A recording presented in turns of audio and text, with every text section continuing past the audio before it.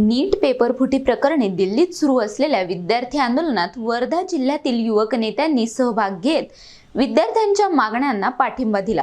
लोकसभेतील विरोधी पक्षनेते राहुल गांधी यांच्या नेतृत्वाखाली झालेल्या आंदोलनात पुलगावचे माजी नगराध्यक्ष मनीष कुमार साहू, वर्ध्याचे माजी नगराध्यक्ष शेखर शेंडे यांच्यासह जिल्ह्यातील अनेक कार्यकर्ते सहभागी झाले होते।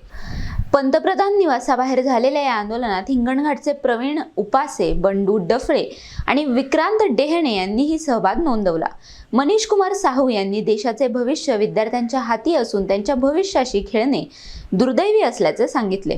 तसेच शिक्षण व्यवस्थेतील पेपरफुटीच्या घटनांची निष्पक्ष चौकशी करून दोषींवर कठोर कारवाईची मागणी केली।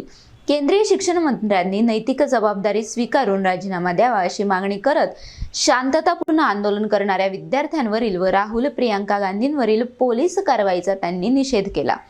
Javed Khan, NTV news Marathi, Wardha, Pulgaon.